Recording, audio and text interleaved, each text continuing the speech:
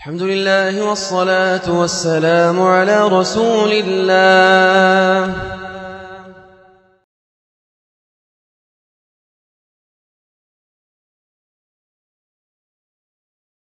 جه الدور عليا، دخلت طبعا انا كنت منهاره من العياط، قلت له ارجوك انا مش عاوزه اقلع، مش قادره اقلع هدومي. فقال لي معلش ده اجراء وانتي لازم تحميدي.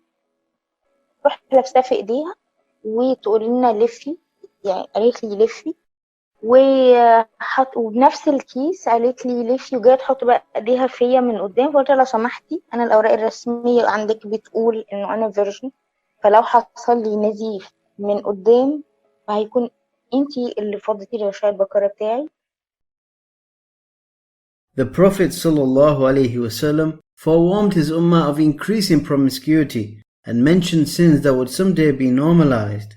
Immorality never appears among a people to such an extent that they commit it openly, except that plagues and diseases that were never known among their predecessors will spread among them.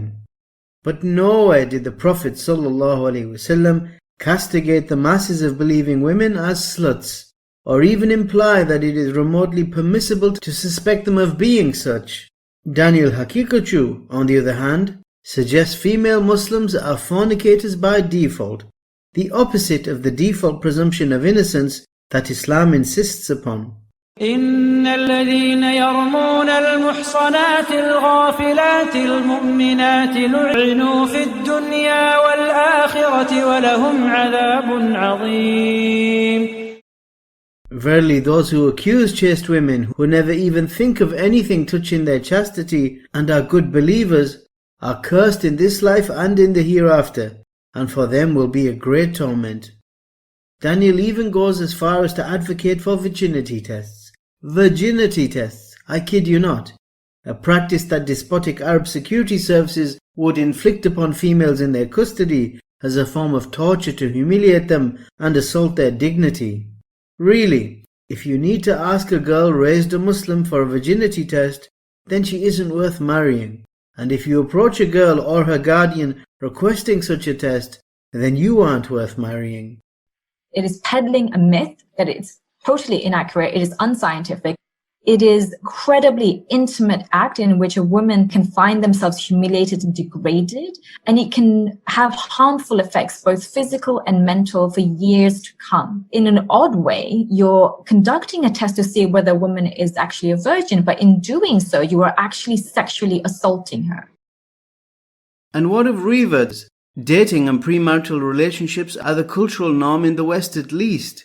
It'd be fair to assume then that for the average sister coming into Islam, virginity is not an expectation, but the exception. And that is a scientific fact! Are we going to then make female converts feel lesser on account of the life they have left behind? Daniel may view such of our sisters as lowly, while they may be great in the sight of Allah subhanahu wa ta'ala. Plus, his messenger sallallahu alayhi wasallam said, a believing man does not hate on a believing woman. If he finds in her character something to his disliking, something else about her will be to his pleasing. That regards overlooking the objectionable aspects of a lady's character, something she has a degree of control over. What then about her past, over which she has no control? Considering how his fan base is really one big Deobandi bachelor party with a troupe of Takfiri gatecrashers, Haqiqatjou's hymen hang-up is hardly a game changer. Besides, more fish in the sea for the rest of us. Player. So brothers, be careful. Some sisters may have broken hymens, but there's no need to break their hearts as well. Player. But that's not where we see the danger. It's Daniel's encouraging Muslims and non-Muslims alike to imagine Allah's bondswomen as zina-indulging slappers and their menfolk as indifferent cookholes. That's the real disaster of this aspect of his dawah. He is doing Satan's handiwork, as it's the shaitan who wants you to hate on the people of Islam. Now, to deflect from accusations of misogyny, Daniel will deride his detractors as liberal-minded simps. But clearly, his unhinged hatred for Muslim females goes way beyond any pushback against feminism. If anything, his misogyny is a carrion call for feminism, just as his deviation and deceit overall risks driving people away from the deen and towards disbelief. Something ain't right in the mind of Mr. Haqiqatjou. He bullies Banat like he's possessed by a jinn. Or maybe it's how he copes with having too much estrogen. It is amazing that you see the most severe YouTube sheikhs against women, especially Muslim women, are those that when they speak like they were raised in a house full of women. The most effeminate males seem to be the harshest against women. I guess they did not take rejection too well growing up. Now in a Muslim society, assailing the Shari'i limits on the honor of a believer, male or female, would ordinarily invite a severe beating. Which is why this slanderer, Daniel Haqiqatjou, is so utterly beholden to the protective shield of secular America and her liberal free speech laws. Laws which he claims to despise, but the vilest expressions of which he embodies and imbibes. And as if all that weren't bad enough, Daniel descends further down the rabbit hole of calumny when he accuses opponents of his misguided methodology of being willing actors in an anti-Islam, US-led conspiracy. We are, apparently, agents of the warmongering West, hell-bent on hindering Muslim unity by whatever means the disbelievers deem best. The main tactic for neutralizing Sunni Muslims is to divide them and embroil them in infighting. Seriously? Is there anyone in the public sphere who engages in more bitchiness and infighting with other Sunni Muslims than Daniel? Is there anyone whose dawa oozes so much toxicity, is characterized by such infantile abuse, sarcastic snides and juvenile jibes? A guy who almost single-handedly created a climate where the female half of the ummah are made to feel as worthless and despised by seemingly religious folk as much as they are by irreligious feminists. Give me a frickin' break, for God's sake. On page 62 through 64 of RAND's Civil Democratic Islam, RAND lays out a strategy to create division between traditionalists, i.e. madhhabis, madhhab-following Muslims, and fundamentalists, i.e. Salafis. To evidence his claim, Daniel highlights a single bullet point from RAND's 2005 report, where the authors recommend preventing alliances between traditionalists and fundamentalists. This right here is his smoking gun. So committed is he in his conclusion of his detractors working with the kuffar in collusion that he coins the term RAND Khalis, combining RAND and Madkhali in fusion. However, an honest reading of RAND and the whole traditionalist versus fundamentalist Islam discourse amongst Western policymakers in general reveals very different findings than the one Daniel is advancing. Firstly, it's incorrect to describe traditionalists as madhhab-following Muslims to the exclusion of Salafis, as Salafis respect and honor the madhahib. Remember, all the eponymous founders of the schools of fiqh were stalwarts of the Athari creed they received first hand from the children and grandchildren of the companions, which is why in Western academia, amongst theologians, the term traditionalist denotes the orthodoxy of Ahlul Hadith, tradition being a popular 20th century translation of Hadith, as in the prophetic traditions.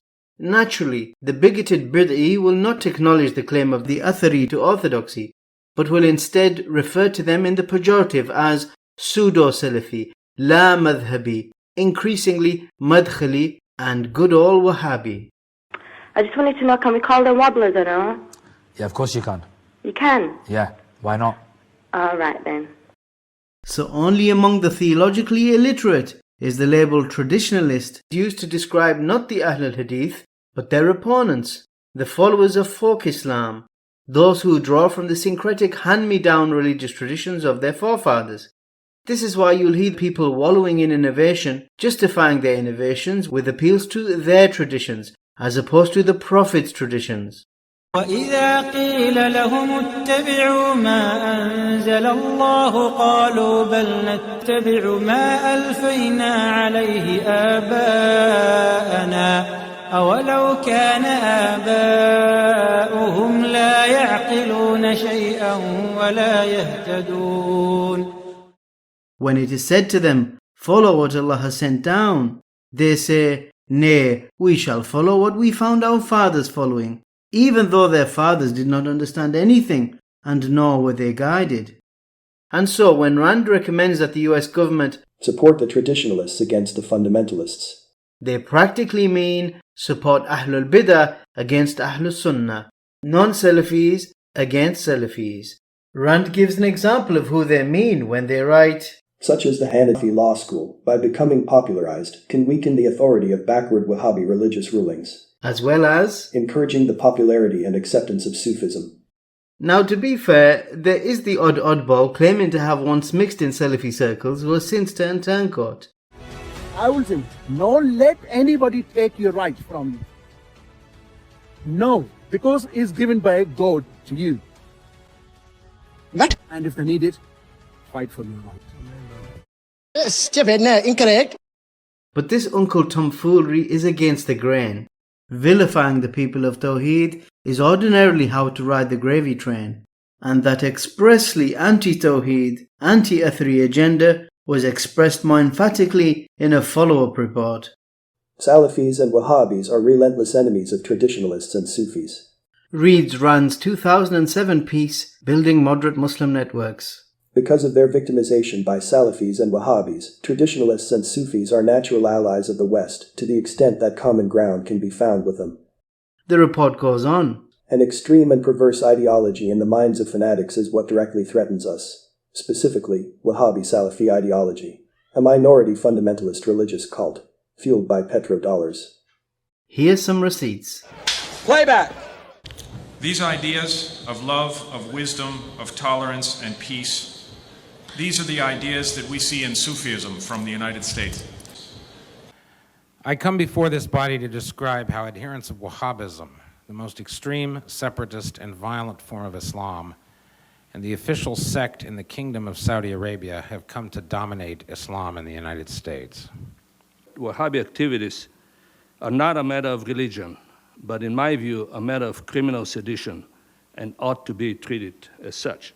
They threaten not only our liberal democratic order, but they threaten other Muslims such as syncretic Sunnis, the Shias, the different Sufi orders, the Barelvis in South Asia, the Baha'i, the Ahmadis, etc. And these other Muslims, in fact, are potential allies in the struggle against this extremist phenomenon.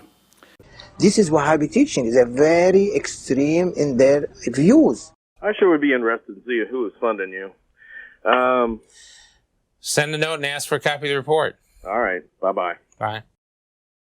In March 2016, India hosted its first ever World Sufi Forum. During the event, India's Prime Minister Narendra Modi praised Sufism as Islam's greatest gift.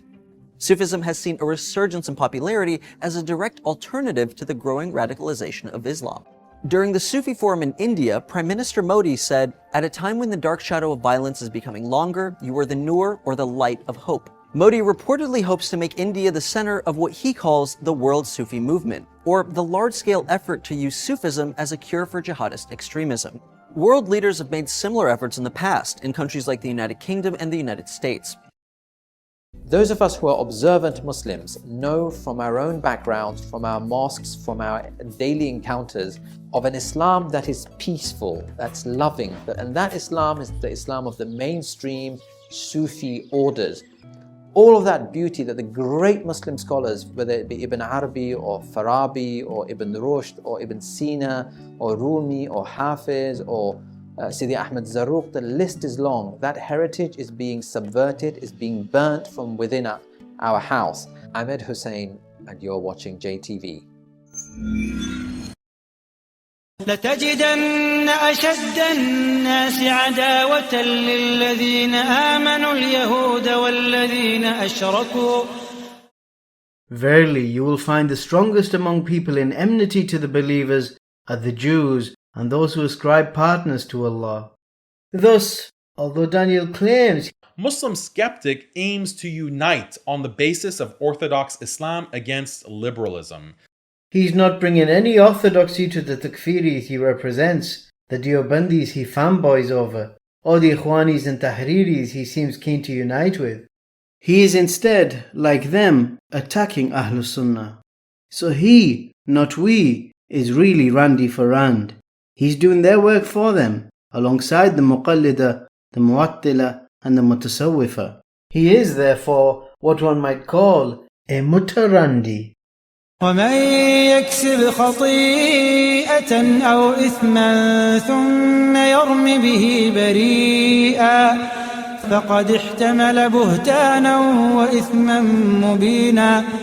And whoever earns a fault or a sin and then throws it upon someone who is innocent, he has indeed burdened himself with falsehood and a manifest sin. To demonstrate just what a good sport we is, I'ma call time out on Daniel's game of pitching one team of Muslims against another by giving right of reply to a Sufi brother. أريد منكم أمرا لا تجعلوا تشنيع إخوتنا الذين يشنعون عليكم وعلينا يهزكم قيد أنملة عن مبادئكم. ستسمعون بعد هذه الليلة كلاما. السفير الأمريكي موجود. Thank you to the Sufi leaders and scholars who are here tonight. Thank you especially Sheikh Ali al-Jifri. السفير الأمريكي موجود ورحب وجاء هذا تحالف الصوفية مع الأمريكان وتقرير راند سنة 2007. تقرير راند عام 2007 قد تحدث عن أن الولايات المتحدة ستدعم التوجهات الصوفية حتى توجد نوع من الشراكة مع ما تسميه الإسلام المعتدل. أي هذا موجود في تقرير راند. وراند مؤسسة بالنسبة لي مشبوهة لأنها مؤسسة تنفق عليها القوات الجوية الأمريكية التي نعاني نحن مما يهطل من طائراتها. هذا شيء واضح. لكن من قال أننا نحن تبع لقرار آخرين؟ إذا جاء من يمد لي يده بالسلام سأمد يدي له. إذا جاء أمريكي أو روسي أو أيا كان من أي بلد يخاطبني عن مسلماتي الدينية ومشتركي الإنساني على وجه من الاحترام سأجلس إليه وسأناقشه وسأخالفه فيما نختلف فيه.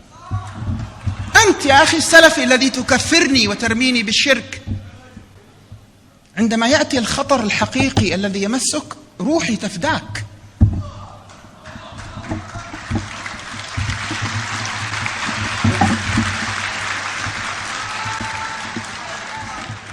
يحاسبني الله على هذا اليمين.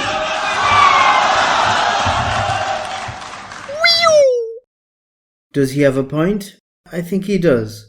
Using RAND as a rod with which to beat Muslims into shame is scraping the barrel and really rather lame.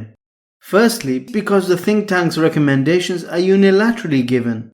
No claimant to Sunni Islam, Sufi or Salafi, actively sought out Uncle Sam's attention. But more importantly, like the man rightly questioned, since when did the deliberations of disbelievers become a criteria by which to judge between believers? Secondly, RAND's publications reflect the socio-political zeitgeist in vogue at a particular point in time, to say nothing of the sectarian bias of the Muslim contributor. The reports that Daniel selectively cited are already dated. The world's moved on from 9/11. Jihadism is no longer public enemy number one. The West now has a new bogeyman: China. There is official documentation recommending the US government secretly fund Madkhalis.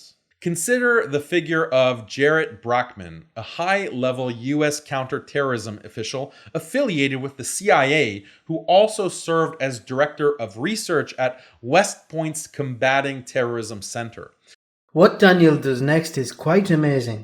After reading an excerpt from a report published in 2006 titled Stealing Al-Qaeda's Playbook, Daniel spins the words of the author to express the opposite of what was being said, of what he had just read. The US government is using the word jihadi to refer to any Muslim who supports political Islam. No, the word jihadi is being used to mean just that. Jihadi, specifically Al-Qaeda.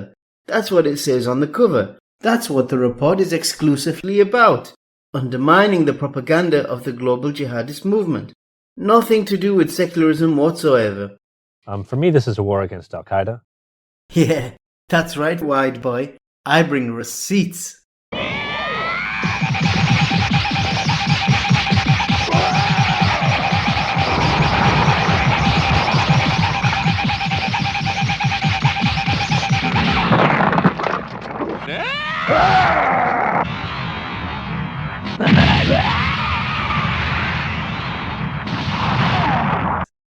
The whole point of the passage that Daniel partially quotes is to make the case for roping in non-violent Islamists, but still very much Islamists, against Al-Qaeda's recruitment drive. That's the precise context Madkhalis are mentioned, in recognition of the efficacy at neutralizing the poison of Takfiri jihadis. Because the proofs of the fundamentalist Muslim have far greater purchase with fellow fundamentalists who may be at risk of being recruited into violent extremism. Right, and so Al-Qaeda understands that the more distinctions and shades of grey that are introduced within Islam, the worse it is for Al-Qaeda. As for Daniel's malicious accusation that Madkhalis are agreeable agents of secular liberalism, he needs to pay closer attention to the CIA chief he's quoting. Naturally, many of the most effective competitors will not be friendly to the United States and the West, but if the bottom line is a rejection of violence against the United States and its allies, they should be supported. Salafism, the same thing. They want to eliminate these distinctions, blend in to allow themselves to look like pious Muslims. So Brackman recognizes Salafiyya as an ideological challenge and long-term threat for the West, because Islam is fundamentally at odds with the societal decay that self-serving secularism invariably encourages. And the more old-school the school of Islam, the starker will be its incompatibility with the West's descent into godlessness and an impediment to its self-harm. Which is why we give dawah in the West to Westerners, why we strive to bring our non-Muslim neighbours out of the darkness of disbelief and into the light. Devout Muslims are not the dance partners America wants, but the CIA analyst, being a realist, argues they are the dance partners she needs, for the time being anyway, because he recognizes the capacity of the da'wah to deliver, to counter the messaging of the jihadiyya. And in this, the believer has nothing to be ashamed of. I talk about Albani Salafis and Bin Bazi Salafis and Madkhali Salafis. This drives them through the roof. They don't want to deal with that. There's only one Salafism, and it's Al-Qaeda Salafism, they would argue. For Ahl Sunnah have the greatest familiarity with the doubts of the deadly Khawarij ever since they opposed the companions of Allah's Messenger, sallallahu alaihi wasallam, and we've the greatest expertise at extinguishing the fires of their false calls and homicidal desires. Our scholarly refutations of the Kharijites' modern-day manifestations are mutually advantageous for the kuffar because they know, like them, we don't want to be blown up when boarding a plane or a train, or while walking the streets to be struck by a psychopath driving a truck. May Allah protect us from the barbarity of every cowardly crook. For the indiscriminate violence of Al-Qaeda, Al-Shabaab, Daesh and their likes has killed far more believers, scores more innocents of the Ummah than they have disbelievers.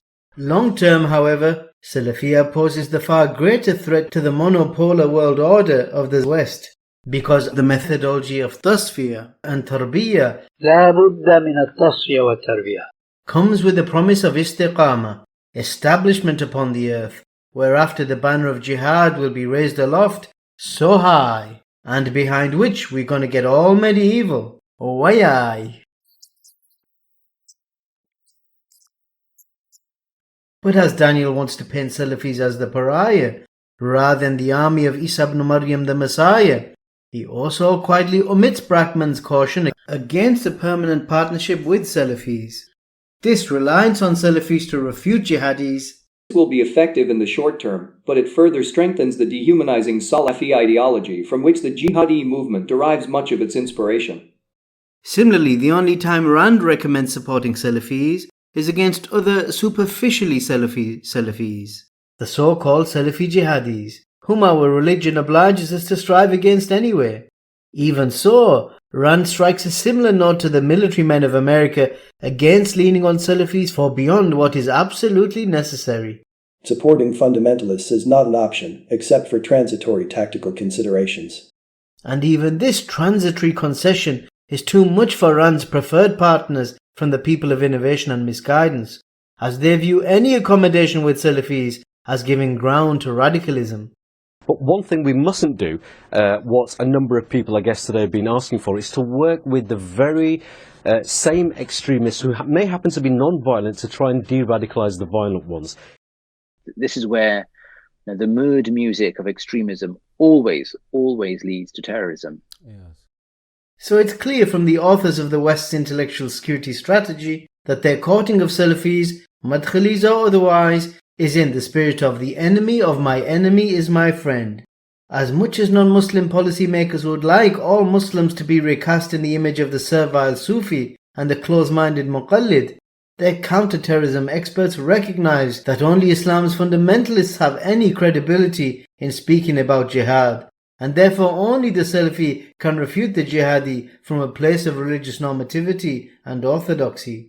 Hence Brackman suggests, the United States could also fund non-Salafis, but it currently lacks the expertise necessary to determine who is truly influential. But as said, the world has moved on since 9/11. Since Sleepy Joe decided to goad Ukraine into a catastrophic war with Russia, the Muslims most violently opposing Pax Americana are no longer Salafis, but Sufis, specifically the Naqshbandi and Qadiri tariqas of Chechnya under macho Musliman Kadyrov Ramzan.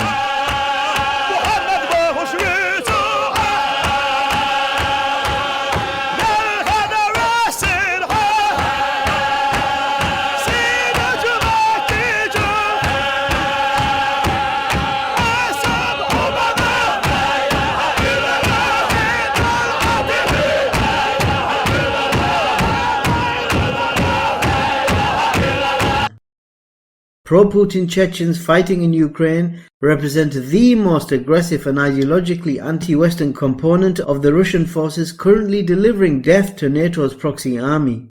Нас каждого ислам пресветлый учит свою страну любить и защищать. Приказ из уст Верховного могучий. Чеченский воин будет исполнять. Kadyrov has been at war not just with the West, Allahu Akbar, but against any challenger to his peculiar sense of Alpha Islam.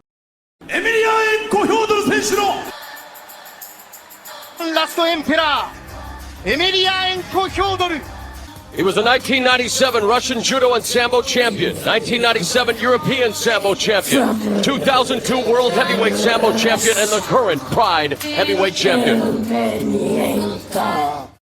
In 2016, in his capacity as president of Russia's MMA union, Fyodor Emelianenko criticized a children's full contact event in Chechnya, a wince-inducing spectacle where Kadyrov's then 8-year-old son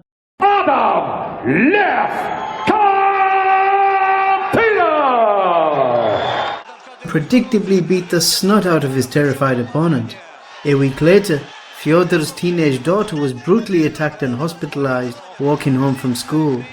If this was revenge, then it was a dish served cold.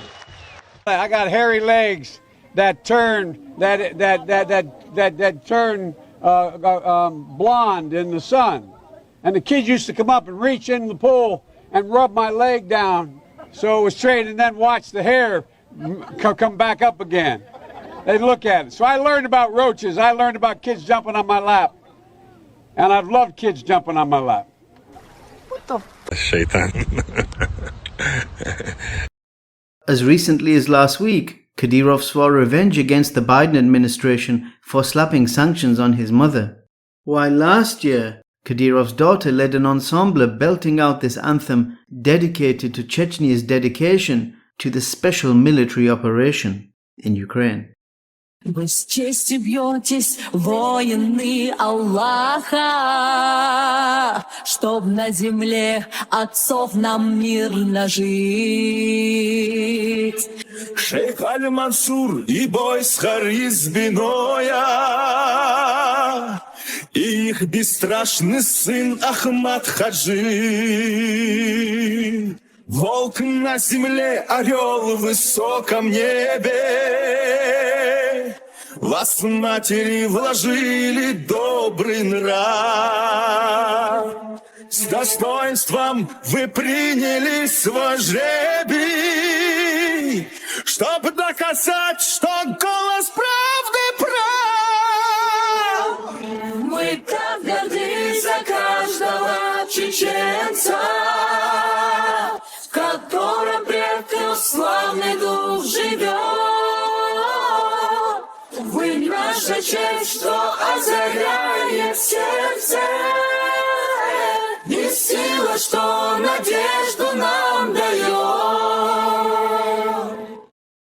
So if RAND were to publish a report on which expression of Islam today, not the mid-2000s, but today, is most violently standing in the US's way, then it's Chechen Sufism.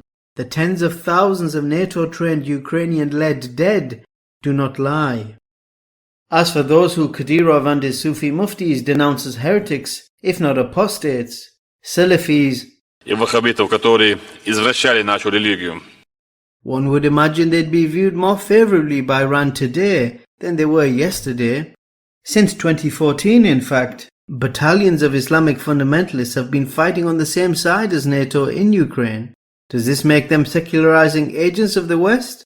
I personally know bros on both sides of the conflict, volunteers and conscripts. They are neither agents nor secularists. قديروف خائن للأسف. طبعا إذا سألتينا لما كنا لنسمح لهذا الأمر بالحدوث لشخص كقديروف بأن يمثل الشعب الشيشاني. الشيشانيون معروفون بحب الحرية وأناس منفتحون ويقدمون المساعدة لمن يحتاجها، ولن نقول إننا جنود أحد أو عبيد لأحد. بوتين أيضا اشترى قديروف. بوتين أطعمه وجبة جيدة وطلب منه الذهاب واجتياح أوكرانيا. نحن في أوكرانيا منذ عام 2014 عندما بدأت الحرب إنذاك. دعتنا القوات الأوكرانية نحارب تحت راية علمنا علم اتشكاريا، وبالطبع كل ما نقوم به بالتنسيق مع القوات الأوكرانية، وهكذا نحارب سويا ضد عدو واحد، ضد الشر الواحد. What about the Mujahideen during the Afghan jihad? Were they agents of liberalism just because back then America aided them as the enemy of her enemies? Who draw such childish conclusions except the piss-poor peddler of infantile conspiracies? Wait a minute!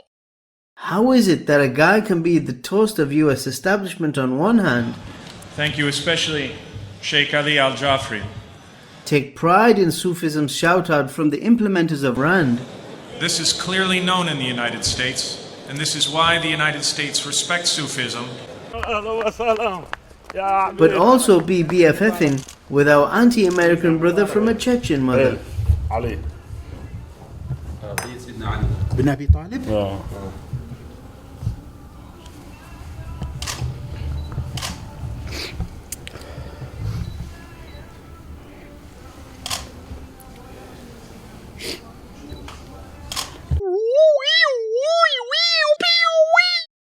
Because in the real world, everyone negotiates mutual interests-driven relationships.